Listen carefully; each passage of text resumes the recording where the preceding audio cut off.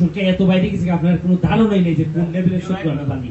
তো এরা যদি ইদেশে থাকে, আমি সিদ্ধান্ত নিছি যে আমি যতদিন এমপিগিরি করবো আমার কোনো ফ্ল্যাট হইতো না, আমার কোনো ফ্ল্যাট হইতো না, আমার কোনো বাড়ি হইতো না, না আমার দেশে হইতো না, না আমার আমেরিকা কোনো ধরনের। আপনারা এখানে সাক্ষী, আমার বউ বাচ্চা যদি কোনো কারো ফ্ল্যাট কিনে বাড়ি কিনে আপনারা তো অন্তত জানবা, কারণ আপনারা লুকাইয়া কেউ পারতো না।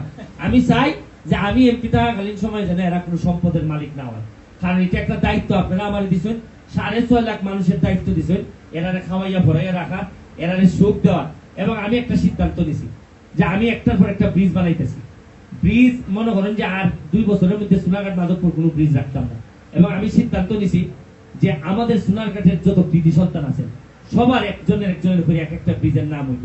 আমি আপাতত আমার নেক্সট ব্রিজের নাম দিতেছি হইলাম গিয়া লুতুবার যে আপনারা যে আব্দুল্লাহ সাহেব যে বিচারপতি আব্দুল্লাহ সাহেবের স্মরণে আমাদের নেক্সট ব্রিজ যে আমি আমাদের কাউসার বাবার নামে এইভাবে আমি চাইতেছি যে সোনারঘাটের যত সম্মানিত মানুষ আছেন তারা যেন কোনো না কোনো ভাবে একটা নেম ফলক থাকে, যে তাদের একটা অবদান যেন আমরা স্বীকার করতে পারি।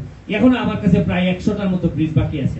100টা নাম দিয়ে যদি আমরা তাদেরকে যদি সম্মানিত করতাম পারি, শুনেন আপনি আগের প্রজন্মের মানুষকে যদি সম্মান করতে না পারেন, তা আমাদের প্রজন্মের মানুষকেও পরের প্রজন্মের মানুষ সম্মান করবে না, এটা আমি বিশ্বাস করি।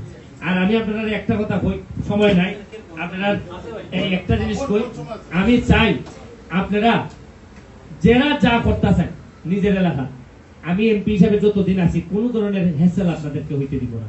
আপনারা একটা মসজিদ করতেছেন, মাদ্রাসা করতেছেন, স্কুল করতেছেন, একটা টেকনিক্যাল কলেজ করতেছেন, যা করতেছেন আপনারা আমার খালি কইবার সময় আমি এটা করতাম চাই, যত ধরনের হ্যাসেল আছে এগুলো আমি নিব।